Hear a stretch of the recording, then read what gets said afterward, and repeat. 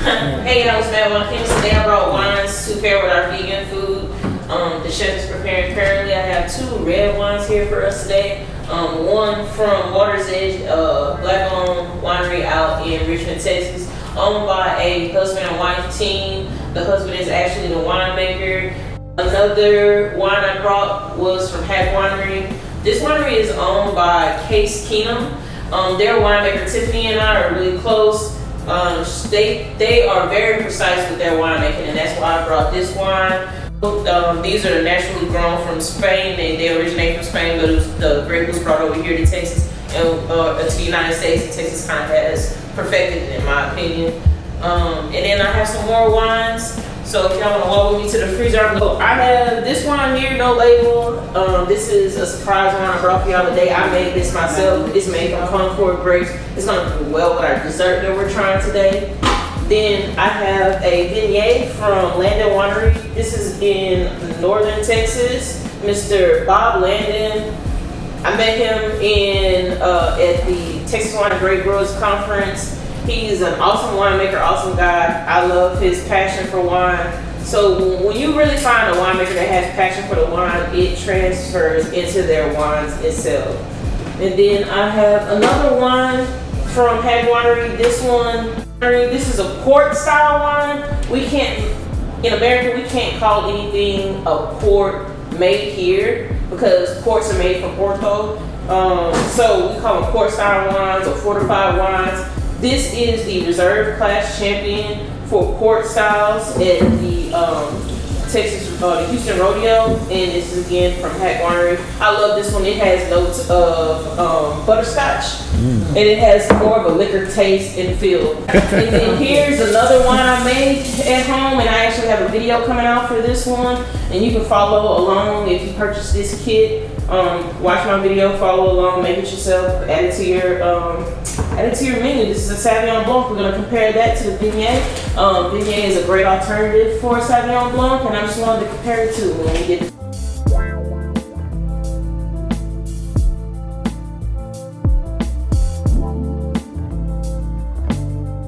This is Concord. I actually made it out of the Concord juice and not the actual grapes. Okay. So I made it out of the concentrated juice that you can purchase at HEB. So like the Welch's grapefruit juice you see in the store, as long as it's 100% concentrate, you can turn it into wine. And there's no additives. If you want to learn how to use that really simple recipe I have, it's on my website at madwinechemist.com or on my YouTube channel. So Mad Wine Chemist has a YouTube channel, so I'm just trying to spread wine knowledge, wine pairings. If I find unique restaurants or wine bars in the Houston or Texas area, I would like to highlight them. Wineries, I'm highlighting wineries, and then I'm teaching people how to make wine on my YouTube channel. And I have an affiliate marketing account with Amazon, so when you purchase the kit from Amazon and you make it along with my video, I get a little bit of percentage of that. But I'm also going to start doing winery tours, so I'll get a limousine bus and I'll coordinate with some of the wineries in the area, depending on what area I have coordinated with, because I want to move around. I want to go from Houston to Austin, Houston to Fredericksburg. There's some places around Houston, right outside of Houston, so there's a lot of like little wineries around here that are great, that make great wine. And they're actually making wine from grapes on the soil around you, so like there's more to offer for Texas wines than what you see in the marketing. So a lot of things people really don't understand about wine is, California makes great wine. I'm not going to try to put them down, but they market well, and Texas just hasn't had that lineage that California has. Or they said about 10 years ago, we drank all our wine. We didn't export it out of the state. Like, we drank it. But now we're number 3 producer in the nation when it comes to wine. So I just trying to spread that love. Another thing that I'm offering with Mad Wine Chemist is I'm offering in-home winemaking classes. So like, if you're trying to make wine for a wedding, a birthday, or just general knowledge on how to make wine, I'll do a consultation with you to see which wine is best for your palate, or if you already know, I'll make sure I do a consultation because there's different grape juices you can get from Chile, Australia, California, Texas. If you want to make it from real fruits from a kit, You know, there's a lot that goes into it. So I'll sit down, do a consultation with you, tell you which equipment to buy, and then, you know, I'll come in home and I'll teach you how to make the wine, and then you'll have my services until the wine is bottled. So you know, you'll be able to email me, message me, because we're gonna activate our messaging system on our website. Wine Chemist is 4 people strong. I have my director of photography, and then I have 2 writers who write the blogs for me, and they do a lot of work because they want to give you guys as much information as possible. Starts when you're like, oh my goodness, this almost done. Don't throw that stuff away. Keep all your scraps, put them in a Ziploc bag, put them into the freezer. And when you know that you're going to need broth, or you can do it that day, put it in the Instapot, put your seasonings in there, and if you have one of those, you know, an extra ice cube tray, a couple of them, especially the big blocks, you can freeze it in blocks, so that way you don't have like a whole bag and you're like, I only need like 2 tablespoons or, you know, a little bit of veggie broth. You can freeze them that way, and then you just pop them out as needed and pop them into a Ziploc bag, or you can leave them in, what do they call those little moldable, the plastic one, not the plastic one, but the silicone tray, yeah, you can put them in there. So you make it basically like a broth, a veggie broth, and that way you can control the sodium. Nice. Well, how do you feel about those reduced salt seasoning options that they have? So here's the thing. You have to read what per serving is. So if you season like Sugar Mama, even though it's a lower sodium, you're still putting all that sodium in. Yeah. So actually, me being me, was out on the golf course a couple weekends ago, and there was a, I'm gonna go on this day, Cajun Nation was out there too. And they were, you know, they had bought to advertise and sell their products out there.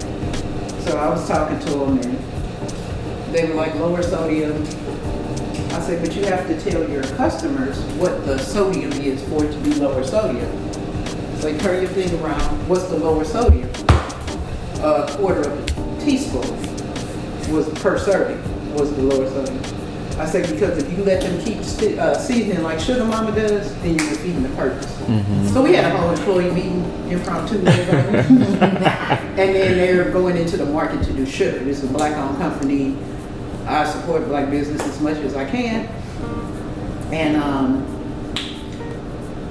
they didn't realize that sugar, white sugar, goes through bone shards when they process it. So that's what makes sugar not vegan, because of the process of the bone shards to break the sugar down. So I said, well, if you want me to buy sugar from you, you need to check that and make sure that that production is done, you know, to see if you're going to do that or if you're not. So then we adjourned the meeting. So for like desserts and stuff, when you make vegan desserts, it's a certain type of sugar being used. I use date. Date sugar, okay. I use agave. Some people disagree with it, but I may use honey. But some vegans say that we're taking the honey. I don't, to my knowledge, and this is clearly according to Theresa. Yeah. I don't know of anything that bees do once they make honey with the honey. I moved to the States right before my 21st birthday, so I'm 33 today, so it's been a while. Is your birthday today? No. Well, 33 as in today, as in this current moment. But I moved to the States right before my 21st birthday. When you migrate to the States, it's a whole process. So it's almost like I was in Trinidad one day, then I got the notice, all right, time for you to go. So I had to drop out of school. I didn't really get to say goodbye to my friends. It was a very quick process, moving from Trinidad and coming to the States. So, yeah. My parents, both my mom and dad, had both lived in the States for, my dad about 20, my mom about 15. And it's a common practice for the parents to go first and then for the kids to migrate after. So it was just a matter of time before I moved to the States and started a life here. It was more of an opportunity type of move. I did several sports. I did rugby, I did soccer, I played some field hockey too. Back home there's cricket. So there's a bunch of different sports that I played. So coming to the States, I actually stopped playing sports, and it was about working. It was about laying the foundation, helping my mom to build a solid foundation, getting us up and running so that we can, send money back to our family back home.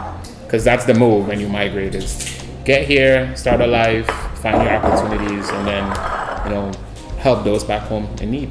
I like to tell people I'm a health and wellness coach, and immediately they kind of go to, well, tell me more about that. And my approach to health and wellness is more around mindset, and then helping you to understand how burnout shows up in your life, how stress impacts you on a personal level, and then how it affects things around you. So a lot of my work is in mindset shifting, helping people to connect. It's all virtual. I would like to move back into in-person. My practice kind of took launch in the middle of the pandemic. While everyone was inside, and some people rose to the occasion around, well, what am I going to do with this downtime? I was actually working with a therapist and a coach at the same time. And through coaching with my own coach, I came to the conclusion that my calling in life was to hold space for other people to do their internal work and to do their healing process, starting inside and then working their way outward. I'm making the move back to in-person, but I'm doing it by way of workshops. So I actually just did a workshop at the Melanin Minds Mental Health Conference. So Theresa was there as well. And I did one on reducing stress and increasing mental wellness. Because I'm not a therapist at all, but what I do have is a certain set of skills to hold space so someone can actually come to terms with what their purpose is, come to terms with how stress shows up in their life, and actually create a wellness plan to combat it ahead of time so that you're acting proactively versus reactively. So I'm going back into in-person. I have plans to work with students, teachers, nurses, police officers. I do believe that high stress professions need something like this, where somebody can come in and help them to tap into their energy on their best days as well as their not so great days. So just launched my website this week actually, so that's exciting. It's iamcoachakeel.com. You can also find me on Instagram, iamcoachakeel, Facebook same way, and then I do a lot of quick consultations on LinkedIn as well, because that's where a lot of my clientels are. That's where a lot of my clientele is on LinkedIn. So you see me in your inbox, just kind of inquiring around, your plans for wellness. That's where I spend a lot of my time. So you can find me in any one of those. The wine selection is great. The very first one we had was a red? Yes, a Concord sweet dessert wine. That one was probably my favorite because I do like desserts and I have a sweet tooth. But we have some more stuff coming, so I'm super excited and I'm learning so much as well. Not a vegan, but I'm a big fan of Theresa's food. So at the end of this, we'll see if I'm a little baby vegan in the making. I'm pairing the kale salad with a vignette from Landon Winery and a Sauvignon Blanc I made at home with New Zealand Sauvignon Blanc grapes. Okay. So these are both lighter wines that pair with lighter foods. They should cut through the kale a little bit. Now, what I would like to tell my people is make sure when you're tasting each wine with each bite, try to notice something different.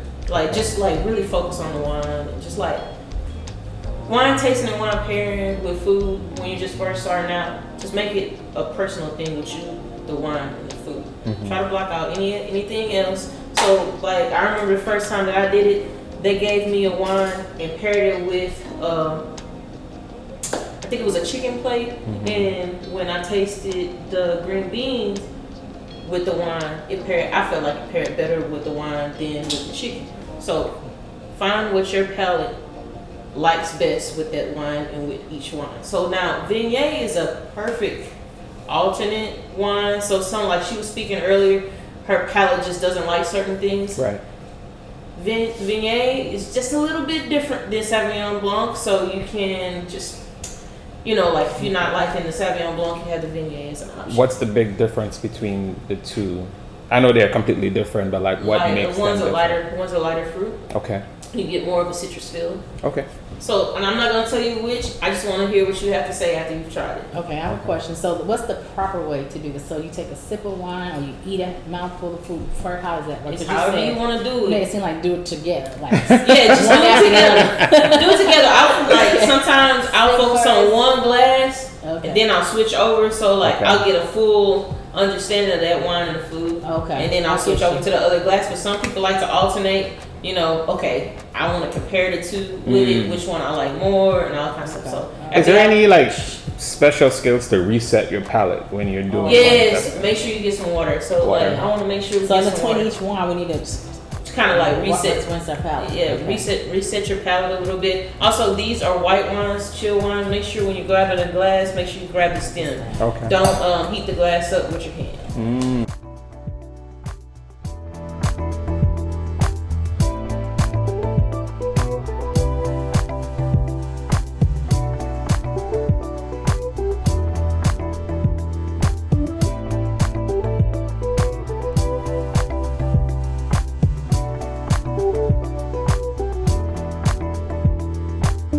And it completely drowned out the all taste of kale. So all I was tasting just now was kale because I was eating, and I put this in my taste buds, and this is all I could taste now.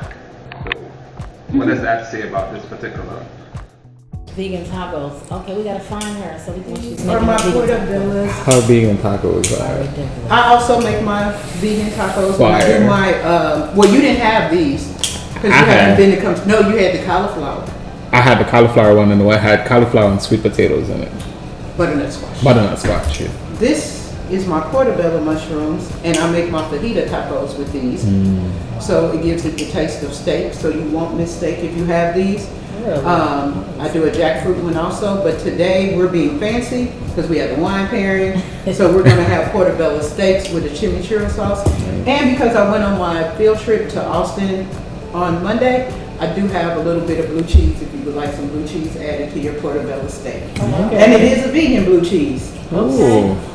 I started transitioning the beginning of COVID, but prior to that, I always enjoyed a vegan or a vegetarian meal. And then went pretty much all the way in August of last year. But I did have some struggles with cheese, so I'm getting better now. But now that I have vegan cheese, and I guess if I have to make a 2-hour field trip or to beg people when they go to Austin to give them my list and bring my cheese back, then I'm good.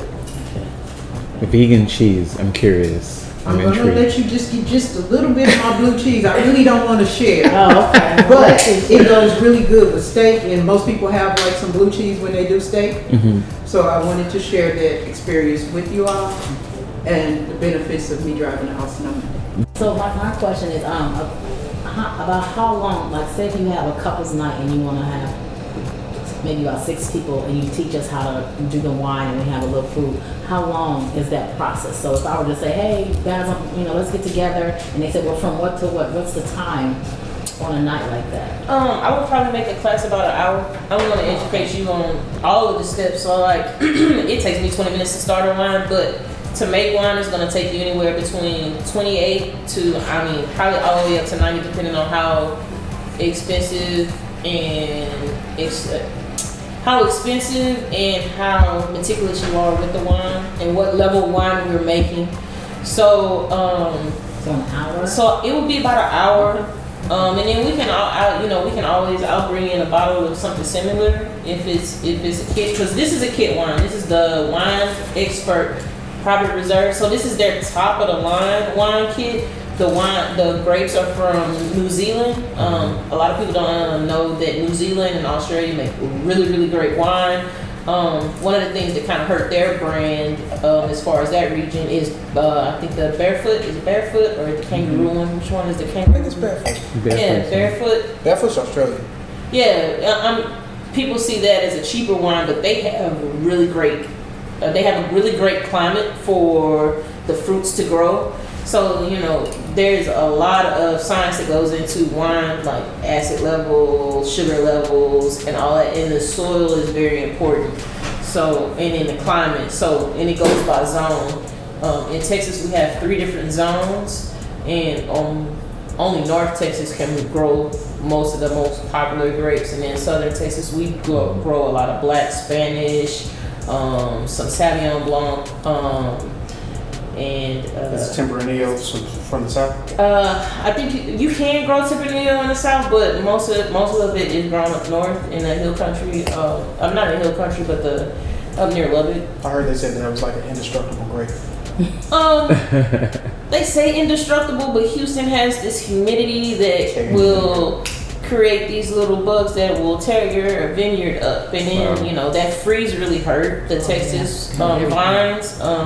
If you see my video of Pack Winery, you can get a little glimpse of how damaged their vines were during the freeze. I have a question around, like you said, sugar levels. So if somebody wants to make a wine but reduce the sugar levels in it, how do you go about When you showing them say how to do it? reduce sugar levels, what do you mean? Like, let's say somebody has to watch their sugar intake, but they still want to enjoy a glass of wine. Okay, so this has 0% residual sugar. Okay. So that's what you're looking for in wine, like the residual sugar.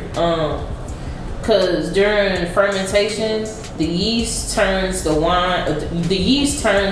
sugar into alcohol, and so there's no sugar left in the wine okay. once it's turned into wine. Gotcha. So there's people that make, I forgot her name, she makes a brand of wine, she has skinny wine. Oh yeah, they usually make it with, like she was saying, specific types of sugar, honey, like there's sugars in the grapes. So like a lot of the traditional red wines, like the Cabs, the Pinots, and all that kind of stuff, they're higher in sugar. And then there's another type of wine, ice wine, late harvest wine. Those are usually, the longer you let the grape sit on the vine, the higher the sugar content will be. So ice wine and late harvest wines tend to be sweeter and heavier in sugars. One of my favorite things about wine is like all of these like specific particulars they have. Like I spoke earlier about port wines. We make our wines the same. We make ports the same way as they do in Portugal, but because Portugal has branded it, only wines that are made like that out of Prothow can be called port wines. Just like with champagne, I can carbonate a wine and it'll be bubbly just like a champagne, but I can't call it champagne. I have to call it sparkling wine. So for ice wine, what happens is they leave the grape on there until after the first freeze. Okay. So, and it has to hit a certain temperature. Like they are meticulous. If you really want to know. Okay. So like legs are supposed to be the quality of the alcohol in the wine. So the legs, I swirled it around. So the legs got stuck to the side of the glass and it's gonna slowly come down. So you'll see strips, and that's supposed to represent the quality of the wine. So now, is it attached to sweetness for some? Like it says no? So that was a lie I was told. See, people be trying to teach me the wrong thing. each person is different when they teach you about wine. So the next thing you don't want to do after you swirl it is you want to open your palate. So what you're gonna do is place your tip of your nose to the top of the glass. Yeah, she said. Okay.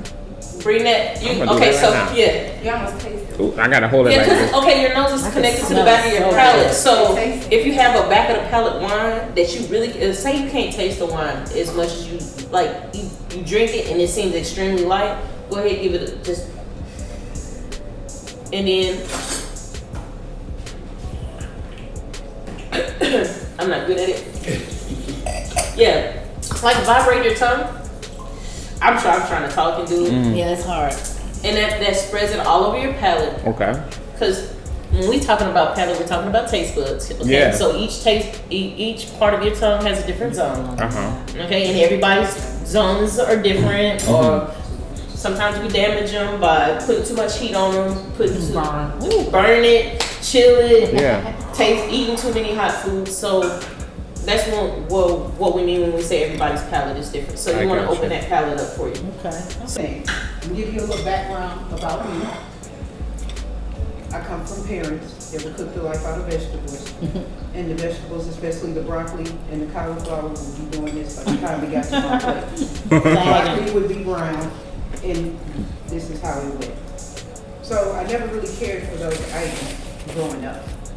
And then I tried to, you know, when the melody was popular, everybody was eating the carrots and broccoli and steaming those, and it was okay, but when I started my vegan journey and started playing with some recipes, and yes, I do take other people's recipes and improve them, I came across a vegan ceviche with cauliflower, and that's when I noticed that cauliflower is really good to boosting flavors.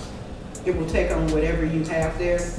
So as you're eating, tell me some of the flavors, and I'll see if you're identifying some of the stuff that I put in there. What do you taste? For somebody that wants to try vegan, but in a realistic way, what advice would you give us? So I would say stay away from the processed items if you want to try pure vegan. Okay.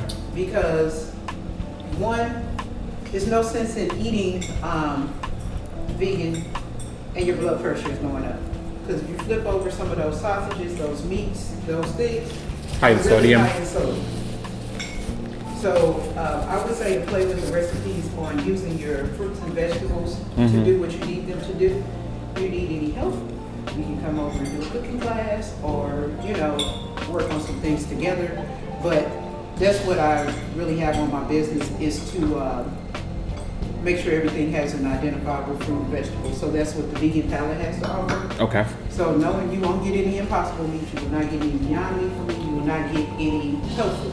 Yeah. The only soy that you will have is because I do a poke bowl, and it has edamame. Some items have soy sauce in it, but I can't avoid not, like fried rice. Yeah. If I don't put any soy sauce in it, people are gonna look at me kind of strange. And the watermelon substitute that I use for my ahi tuna, it does have some soy sauce in it. So instead of using tuna, you use a watermelon I use sausage. watermelon. Vegan poke.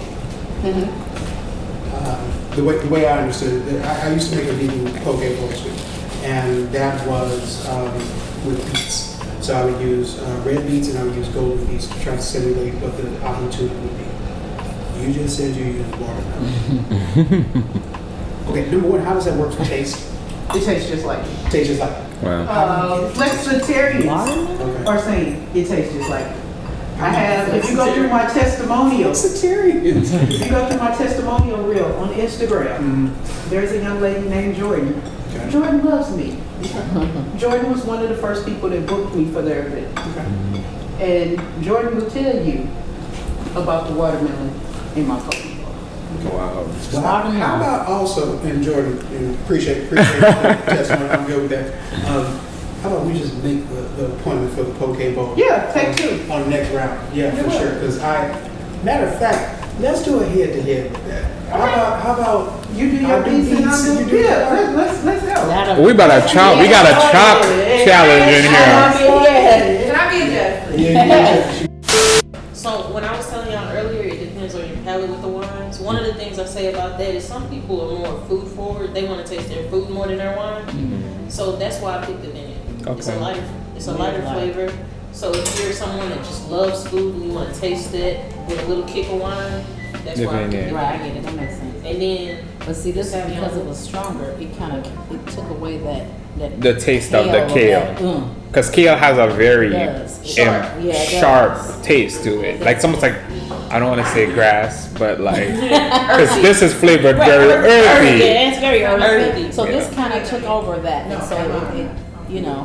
because of kale's earthy tones, it also pairs well with probably like Pinot. Okay. So Okay. like you get a little bit like Pinot is not as heavy as a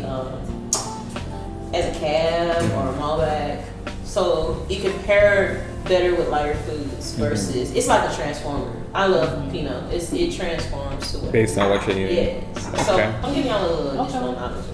So let me go ahead and clear these glasses out and get ready for this thing. This is our Malbec wine from Water's Edge in Richmond, Texas. Black-owned couple.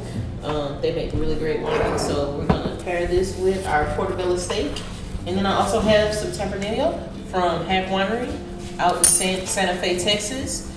This is an award-winning wine, and it pairs well with the Portobello also. And to be fair, she bought that for me, because that's what I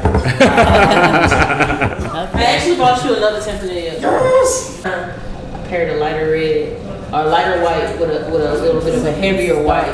So this is gonna be a heavier red with a lighter red. And they're both great wines made from Texas. So this one is a Malbec, Malbec and this one is a Tempranillo. Okay.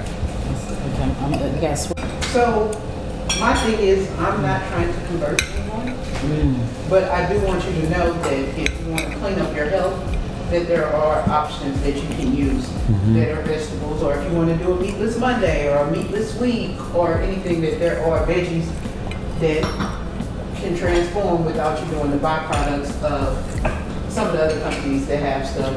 So I do a lot with mushrooms, but like on a fun day, say you wanted to do give me hot dogs. I have a carrot dog.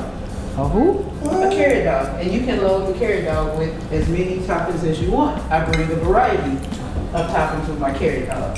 So it does taste like a hot dog. Really? A carrot dog, you say? Carrot dog.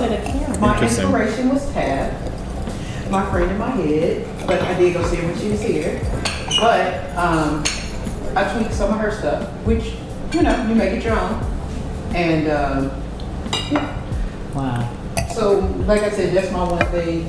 So, I know nobody's going to believe me, but in about a year and a quarter, I'll be going into my next decade, and I don't want to be the lady with a bunch of pills in the Kroger bag on my dresser, in the medicine cabinet, and that one little pill box, and then somebody needs to come over and sort it. So if I can make food my medicine and still enjoy it and make it taste good, because yes, vegan food has come a long way. Yeah. And I've always had a vegan option. And I remember the sandwiches that you used to get when you had the vegan option. And most of them was terrible. But now there are some great vegan options. Yeah. And I want to be that person that's giving you those great vegan options. So if you're doing the a meal at home, I always get the question, if a guy dates you, what does he feed you? Do some research. I mean, don't invite me to somewhere that doesn't have an option for me. But now that I'm back out, cold, so whatever's doing, people are labeling plant-based, vegan, vegetarian, and it is not plant-based, vegan, or any of those things up under that category. And I wish they would quit lying to people. But put some work into it. Like my friends that drums, it was his birthday on that actual date for that event. And I was like, hey, you've had some of my food. What do you want since you're the birthday boy and you told me about the event? And he said, I want something with kale. So I did a kale salad, which you all are tasting now. And I also did a sun-dried kale and sun-dried tomatoes and kale pasta. And it had a cream sauce to it that was made from coconut milk. So that went over really well. I do tacos. I have about 5 or 6 different versions of tacos. I do use either a corn or a spelt tortilla, which are vegan. I finally found vegan hot dog buns, which was a big struggle for me. Right now, I'm going to put my pain point out. I know you didn't ask me. But if anybody watches this and they make vegan pie crust, please contact me and I will purchase your pie crust. Thank you. I got your back, sis. All right. But like I said, it's been a good journey. And please don't serve your vegan friends, vegetarian friends, a veggie tray for the holidays. Please order a dish from me or something including me, so they can have something to eat. Absolutely. Because it's not fair that you all are eating a full course meal. And they gotta eat a salad. Courses and they're sitting over there because you gave them ranch dressing and a tray of vegetables and thinking that you were doing something. That actually happened to one of the podcasters whose show I was on a couple of months back. And she said they presented it to her like they were really doing something. They were like, here, he have food for you. And We thought about you. So, I will have a holiday menu coming. I will be moving into the meal prep space. We pick. So at the end of every pairing, I want to hear what y'all have to say. I want to challenge your mind. I want to push you. I want to see what you have to say about the wine. It increases your ability to open your mind with each meal. For me, with the mushroom steak and the blue cheese, the wine that is standing out more for me is the Merlot. Exactly, but earlier you said you like the Tempranillo I because did. it's not as heavy. It's not for this one because the meat of the mushroom. If I close my eyes, I might actually believe that it was actually meat. Right. So when I pair it with the wine and I actually put all the flavors together, it tastes more like poultry to me in my mind. I know I'm eating a mushroom, but it takes on the texture of me eating a piece of meat, Yes. which I like because I'm a baby vegan. Like the flavor of the mushroom and the blue cheese together is just something that you fall in love with. Yeah, that's But then remember what I said, everybody has a different preference. This is where your palate starts to shine, what you like. Because before, y'all both like the same thing. But now we finally found something that you oppose. I told you. Best Tempranillo in Texas. I don't even understand what's going on here. I have no idea what's happening. The Brussels sprouts and the potatoes pair really well with this because it's lighter. It doesn't really. It's not like. I'm enjoying the mushroom with the heaviness because the heaviness of this particular Merlot because it makes it feel like a meal. If I was eating lighter, I probably would want to eat something with. So before we go on to dessert, I want to ask y'all some more questions about wine pairing. Did we learn anything? Like, do you enjoy having 2 wines with your meal or just one? I'm indecisive a lot, so if I get 2 wines, it's hard for me to pick a favorite. Exactly. So, but it's challenging your palate. It's challenging your mind. You're really enjoying the meal. Like wine is a journey, and that's what I want to express to people. Like you don't have to have just one glass of wine, and that glass of wine does not always have to be a cab. You know, you can pair it with you can pair your meal with 2 similar items. One lighter, one darker, 2 heavies, 2 lights. And then you can just challenge yourself to try and figure out which one you like more. And then at the end of the day, when you walk into a winery and they have, like, say, you like the Malbec better. So when you go to Water's Edge, you can go be like, let me grab that Malbec. Because I know I like that Malbec with my Prothow steak. And then when you go to Hack, you can be like, let me get that Tempranillo. It's weird because what I really enjoy with the lighter blend of the wines is the peppers and the Brussels sprouts. Like to me, it adds a crispness to this particular wine, and with this, it's just it doesn't. It's not like a tadao for me. I'm not like ooh. But when I eat the mushroom steak and I do the heavier wine, It's like it's almost reminiscent of comfort food. right. Yeah, so I would eat this mushroom steak with this blue cheese and that wine on like a real cold, like it's a winter night. That's a good meal. I'm gonna sleep well. You know what I mean? But if I want a lighter meal, like I'm about to like go outside and barbecue or something, I'll probably do this So lighter one. what I'm saying is, don't limit yourself to one wine when you enjoy the meal, because your main and your sides may be totally different. So I mean, there's no shame in going to a restaurant and let me get 2 glasses of this. Contact me if you have any questions about what should pair with your meals. Please contact me through my Instagram, Mad Wine Chemist, my Facebook, Mad Wine Chemist page, or my TikTok, Mad Wine Chemist, and you can also email me in detail at madwinechemist@gmail.com, and I will guide you through your wine making or your wine tasting experience. If you want a wine tasting, something similar to this, I partner with lots of chefs, but I have my vegan chef here doing vegan things together. So yes, just get out, reach out to me, and I'll build you a package. We'll do some things together. That's awesome. Yeah, thank you. So for dessert, I am pairing it with the Prothow wine from Hack Winery. I'm not gonna butcher this name because I do it every time. Tiffany, this is for you. But this is a reserve class champion from this recent year's Houston Livestock Show and Rodeo Wine Competition. I love to go off the Livestock Show and Rodeo Wine Competition. We have 3 major wine competitions in Texas. We have the Lone Star International Wine Competition, the Texas International Wine Competition, the Lone Star International Wine Competition. We also have a few more wine competitions, San Antonio Rodeo Wine Competition, but they have limited categories. The Houston Livestock Show and Rodeo Wine Competition, they usually do a featured wine region in each year, and they auction out the wines for scholarships and stuff like that. But to get an award from the rodeo is something we love in the wine industry. So I'm gonna pour this for you. And a reserve class champion is just second place in this category. They also hold the first place in this category. I did not bring that with me today because I believe this is better. So you're gonna get, it's a fortified wine. So that's what port is, a fortified wine. And when I say fortified, that means it has a bit of, they use alcohol to kill the fermentation. So remember to get you, when you take your bite, take a sip of this port style wine. So I was behind the camera for the most part, but I do appreciate being able to document this. It's going to look like a really well-placed family reunion.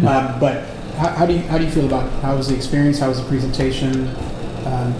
Just tell me about what your experience was. So the experience has been good from start to finish.